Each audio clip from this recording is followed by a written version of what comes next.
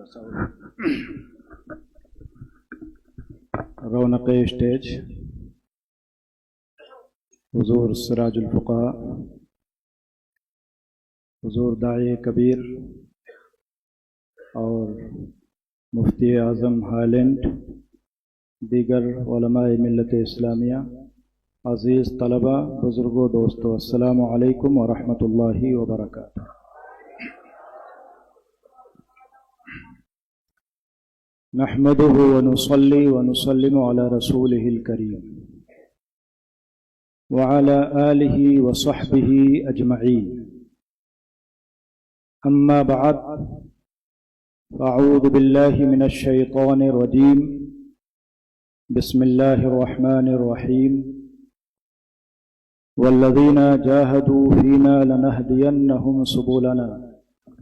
सदक़ल्लाहु मौलाना अल-अज़ीम व सदक़ रसूलुहुन नबियुल अमीनुल करीम व नहनु अला ज़ालिका लमिनश शाहिदीन वश्शाकिरीन वल्हम्दुलिल्लाहि रब्बिल आलमीन। मुहब्बत व अक़ीदत से दुरूद पाक पढ़ें। अल्लाहुम्मा सल्लि अला सय्यिदना व शफ़ीअना व नबिय्यिना व करीमिना व हबीबिना व मौलाना मुहम्मदिन मअदनिल जूदि वल करम व बारिक व सल्लिम सलातन व सलामन दाइमन अलैका या रसूल अल्लाह। आज के इस नूरानी बज़्म में शिरकत करने वाले ये महसूस कर रहे होंगे कि आलमी सुन्नी दावत इस्लामी ये सिर्फ कोई उमूमी तहरीक नहीं, बल्कि ये उलमा की भी तहरीक है। और ये हम सब के लिए, मुसलमानान हिंदुस्तान के लिए काबिल रश्क बात है कि अल्लाह रब्बुल इज़्ज़त ने ताजदार अहले सुन्नत हुजूर मुफ्ती आज़म हिंद अलैहि रहमतु व रिज़वान की बारगाह के फैज़ याफ्ता हुजूर दाई कबीर की शक्ल में हमें एक ऐसी तहरीक अता कर दी है जिसने इस नाजुक से दौर में अहले सुन्नत व जमात की लाज रखी हुई है। अल्लाह ताला हुजूर मुफ्ती आज़म हिंद का फैज़ान जारी व सारी रखे, इस तहरीक को कायम व दायम रखे और बानी तहरीक को मौला ताला उम्र खिज़र अता फरमाए।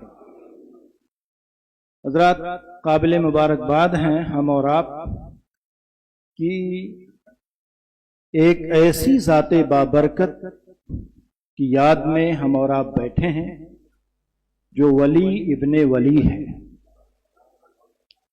जो फ़क़ीह इब्ने फ़क़ीह, जो तक़ी इब्ने तक़ी है।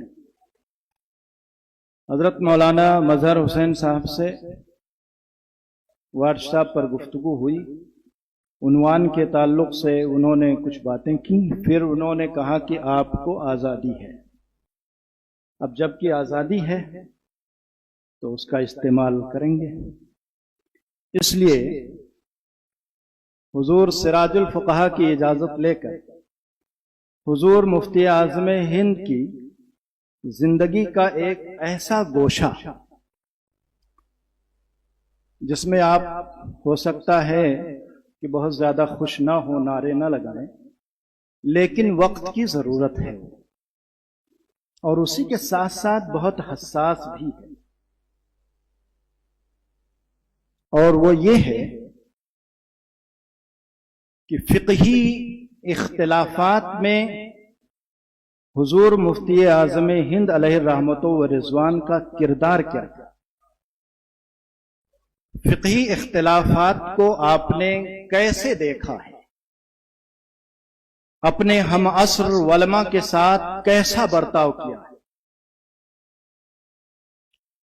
اور یہ جاننا اس لیے بھی ضروری ہے کیونکہ آج ہم اور آپ جن مسائل سے گزر رہے ہیں، اور پھر یہ علماء کی محفل ہے، پڑھے لکھے لوگ یہاں حاضر ہیں، تو اتنے حساس مسائل کو اگر ہم حضور مفتی اعظم ہند کے کردار کی روشنی میں جان لیتے ہیں تو امید ہے کہ کسی سطح تک یہ دعویٰ نہ کریں کہ پورے ہندوستان میں، پوری دنیا میں کسی سطح تک اگر جماعت اہل سنت میں خوشگوار ماحول پیدا ہو جاتا ہے تو یہ تو وقت کا تقاضا ہے، لیکن اس سے پہلے میں یہ عرض کروں کہ اختلاف کی چند قسمیں ہیں، اصول میں اختلاف، فروع میں اختلاف، پھر اختلاف مقبول و اختلاف مذموم۔ اختلاف مذموم یہ عقائد اور اصول میں بھی ہے اور فروع میں بھی ہے۔ عقائد اور اصول کو نہیں چھیڑتے، صرف فروع میں بات کرتے ہیں، کیونکہ ہم جن مسائل سے آج جماعتی سطح پہ الجھے ہوئے وہ مسائل فروع ہی کے ہیں۔ یہ دو طرح کا اختلاف ہے، ایک اختلاف مذموم ہے اور دوسرا اختلاف مشروع، اختلاف مقبول۔ بہت مختصر انداز میں یہ بتا دوں کہ اختلاف مذموم کا مطلب ایسا اختلاف جو شقاق، نزاع، لڑائی جھگڑا، نفرتیں، دوریوں کا سبب بنے، وہ اختلاف مذموم ہے۔ اور جو ان تمام چیزوں کا سبب نہ بنے بلکہ حالات اور تقاضے کے مطابق مسائل کے استخراج میں فقہا کی مدد کرے، مسائل کے استنباط میں الجھنوں کو دور کرے، نفرتیں نہیں محبتوں کی طرف مؤدی ہو، ایسا اختلاف مذموم نہیں بلکہ اختلاف مشروع ہے۔ اور جو اختلاف مشروع ہے، مقبول اختلاف ہے، یہ قرآن سے بھی ثابت ہے، احادیث طیبہ کا ایک بڑا ذخیرہ ہے، صحابہ کرام کے فتاوے اور ان کے اسالیب اور ان کے کردار ہیں، اسی طرح تابعین کرام، مجتہدین کرام وغیرہ وغیرہ۔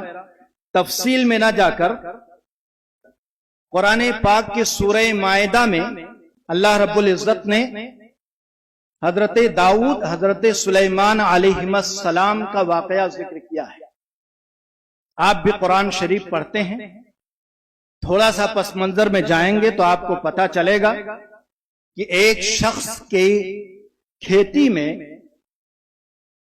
ایک شخص کی بکریاں آتی ہیں اور چر لیتی ہیں۔ وہ شخص شکایت لے کر حضرت داؤد علیہ السلام کی بارگاہ میں پہنچتا ہے۔ حضرت داؤد علیہ السلام فیصلہ فرماتے ہیں کہ یہ بکریاں ان کو دے دی جائیں، یعنی جس کی کھیتی چری گئی ہے۔ وہ شخص نکلتا ہے، حضرت سلیمان علیہ السلام سے ملاقات ہو جاتی ہے۔ آپ پوچھتے ہیں کیا معاملہ ہے، بتایا۔ کیا فیصلہ کیا ابا نے، فیصلہ بھی بتایا۔ تو آپ نے فرمایا نہیں، ایسا نہیں، ایسا ہونا چاہیے۔ تو کیسا فیصلہ ہونا چاہیے؟ آپ نے فرمایا کہ جس کی بکریاں چری ہیں، کھیتی والا اور بکری والا، کھیتی والے کو بکریاں دے دی جائیں اور بکری والے کو کھیتی دے دی جائے۔ یہ اس وقت تک کھیتی کرتا رہے جب تک کہ اس حالت میں کھیتی نہ پہنچ جائے جس حالت میں بکریوں نے جو حالت چرنے سے پہلے تھی۔ اور وہ شخص جو کھیتی والا ہے وہ بکریاں لے لے اور بکریوں سے فائدہ اٹھائے، جب وہ کھیتی اس حالت میں لوٹا دے تو یہ اس کو بکریاں لوٹا دے۔ قرآن پاک نے بہت مخصوص اور بڑے پیارے انداز میں اس کا تذکرہ فرمایا، اور لاسٹ میں جو الفاظ فرمائے وہ کیا؟ وَكُلًّا آتَيْنَاهُ عِلْمًا وَحُكْمًا۔ آپ ذرا یہاں غور کریں، باپ بیٹے کا معاملہ ہے، باپ کا فیصلہ کچھ، بیٹے کا فیصلہ کچھ، اور مفسرین تو لکھتے ہیں کہ انصاف سے زیادہ قریب بیٹے کا فیصلہ تھا۔ یہاں آج جو ماحول بنا ہوا ہے ہندوستان میں، ترازو لے کر کے بیٹھے ہوئے ہیں، اور وہ لوگ ترازو لے کر کے بیٹھے ہوئے ہیں جن کو نہ استخراج کے قواعد کا پتہ ہے، نہ مسائل کا پتہ ہے، نہ جزئیات کا پتہ ہے، وہ ترازو لے کر کے صرف ناپنے میں لگے ہیں۔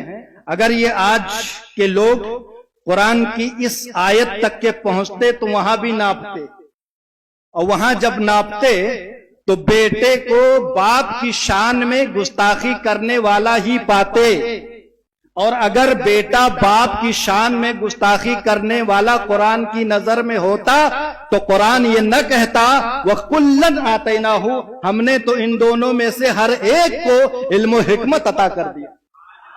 اور قرآن نے کہا بھی اسی لیے ہے تاکہ قیامت تک کے ایک ضابطہ بن جائے۔ فقہی مسائل میں باپ بیٹا نہیں دیکھا جائے گا، استاد و شاگرد نہیں دیکھا جائے گا، حقائق اور مقصد شریعت دیکھے جائیں گے۔ اس کے مطابق جس کا فتویٰ زیادہ قریب ہوگا اسی کا فتویٰ مانا جائے گا، اور یہاں گستاخی نہیں ہوتی ہے، یہاں کوئی کسی کی اہانت نہیں کرتا ہے، یہاں کسی کی کوئی توہین نہیں کرتا ہے۔ اگر توہین ہوتی تو حضرت سلیمان کی طرف سے باپ کی شان میں توہین ہوتی۔ لیکن مجھے ذرا بتلائیں، کیا آج کوئی مفتی یہ جرات کر سکتا ہے کہ حضرت سلیمان کو حضرت داؤد کا گستاخ بنائے؟ اور اگر یہ جرات نہیں کر سکتے ہو تو لوگوں نے یہ جرات کیسے کر لی کہ حضور سراج الفقہا، حضور مفتی اعظم ہند کے گستاخ ہیں؟ کیسے جرات کر لی؟ جرات انہوں نے کی ہے جو قرآن کی اس آیت کریمہ کو نہیں سمجھ رہے ہیں۔ مثالیں بہت ہیں، یہاں سے میں نے اختلاف مشروع مقبول اختلاف کی ایک جھلک آپ کو دکھا دی۔ دوسری جھلک پیارے آقا کریم صلی اللہ تعالی علیہ وآلہ وسلم ہے، بخاری شریف کی حدیث پاک ہے، حضرت عبداللہ بن عمر رضی اللہ تعالی عنہ سے مروی ہے۔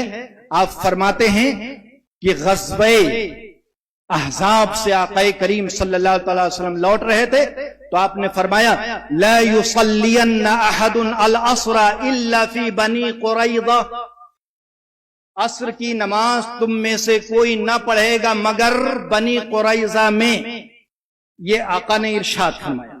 قافلہ چلا، آگے چلتا رہا، مغرب کا وقت ہو گیا، صحابہ کرام دو فرقوں میں بٹ گئے۔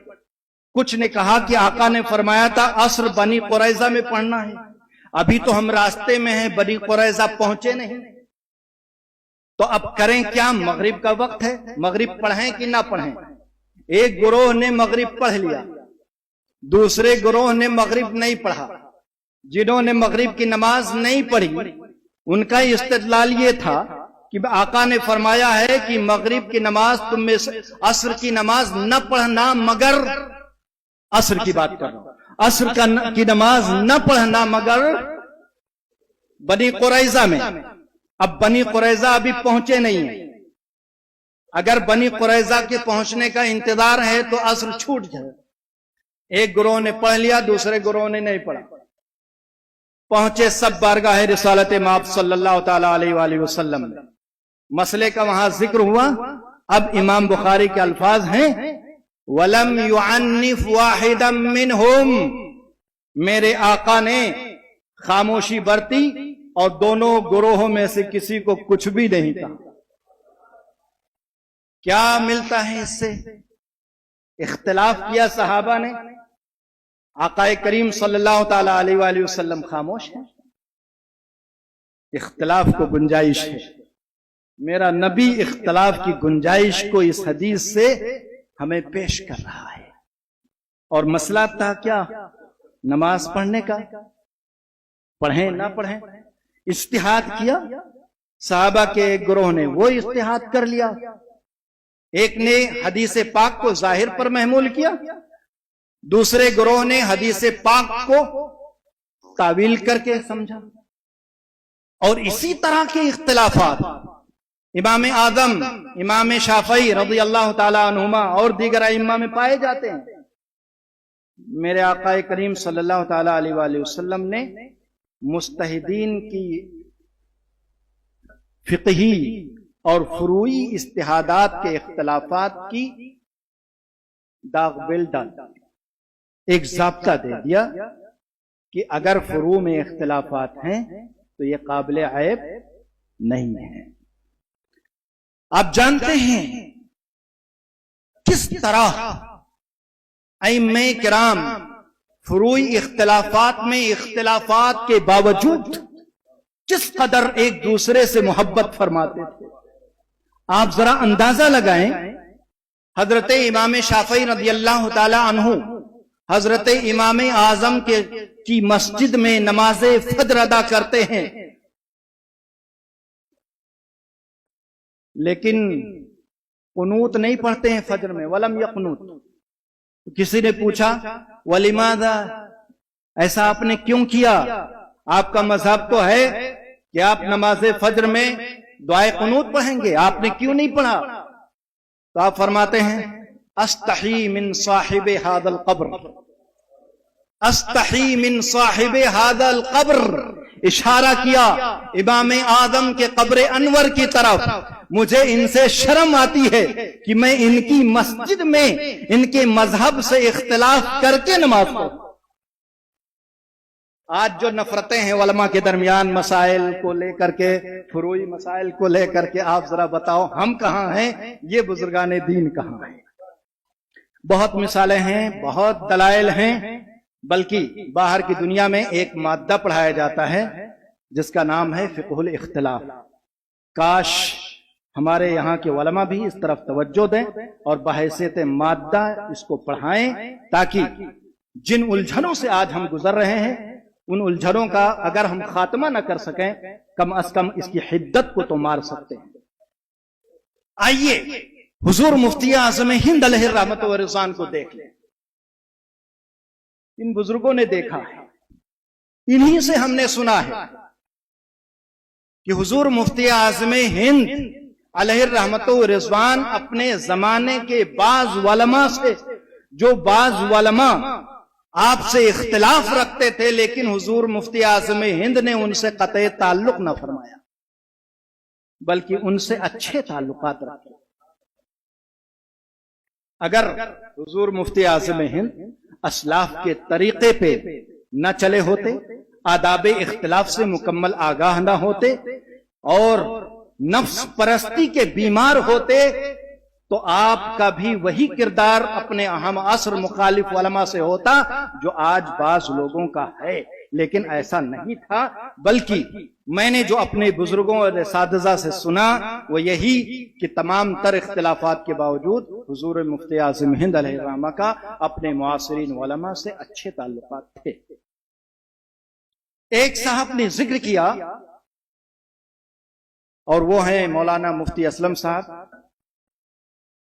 کہ حضور مفتی اعظم ہند علیہ الرحمۃ والرضوان کی بارگاہ سے بڑی قربت رکھنے والی ایک شخصیت نے مائک کے مسئلے پر جب آپ سے دریافت کیا کہ حضور ہندوستان میں تو ٹھیک ہے لیکن ہندوستان سے باہر بہت سارے علماء اور بہت ساری مسجدوں میں مائک پر نماز ہوتی ہے، کیا ان سب کی نماز نہ ہوئی؟ سب کے سب گنہگار ہوئے؟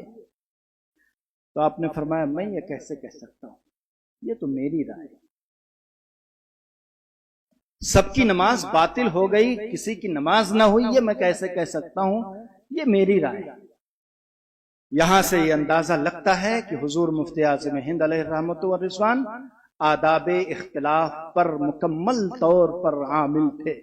آج ہم جب हुजूर मुफ्ती आज़म हिंद अलैहि रहमत व रिज़वान का उर्स मना रहे हैं, तो इस गोशे को भी अपने सामने रखें जो बहुत दबा हुआ गोशा है, क्योंकि हम जुर्अत नहीं कर पाते तो बहुत सारी बातों को दबा देते हैं और दबाने की वजह से ही मसाइल पैदा होते हैं। अगर उलमा जुर्अत के साथ तमाम गोशों को उजागर करते रहें तो मसाइल कम पैदा होंगे। हुजूर मुफ्ती आज़म हिंद अलैहि रहमत व रिज़वान की सीरत के इस मुबारक गोशे को यहाँ पेश करने का मकसद ये है कि ऐ मेरे बच्चों, तलबा से गुजारिश करूंगा, आइंदा आपको अपनी जमात का, अपने मुल्क का फकीह बनना है, आलिम दीन बनना है। लिहाजा उसाते ज़रफ़ी, खास तौर पर फ़िक़ही मसाइल में उसाते क़ल्बी पैदा करना, क्योंकि ये तंग नज़री, तशद्दुद और बहुत सारी नफ्स परस्ती की मिसालें इन्होंने जमाती सतह पर हमें बहुत नुकसान पहुंचाया है। अहले फिक्र नजर इस नुकसान से आगाह हैं। अल्लाह से दुआ करूंगा कि रब्बे कदीर हम सबको नफ्स परस्ती से बचा ले और हमें हुजूर मुफ्ती आज़म हिंद अलैहि रहमत व रिज़वान के नक्शे कदम पर चलने की तौफीक अता फरमाए। वो मुफ्ती आज़म हिंद अलैहि रहमत व रिज़वान जब तक के बाहयात रहे, जमाते अहले सुन्नत का शीराजा बिखरने न दिया। शहराजा बिखरा है तो आपके जाने के बाद बिखरा है। इसलिए आज मैं कहता हूं, वक्त एक बार फिर है कि हुजूर मुफ्ती आज़म हिंद के इस किरदार को जिंदा किया जाए, ताकि जमात अहले सुन्नत की फिर शीराजा बंदी हो। इसी आवाज के साथ आपसे रुखसत होता हूं। अस्तगफिरुल्लाह रब्बी मिन कुल्लि ज़ंबिन व अतूबु इलैह। अस्सलामु अलैकुम।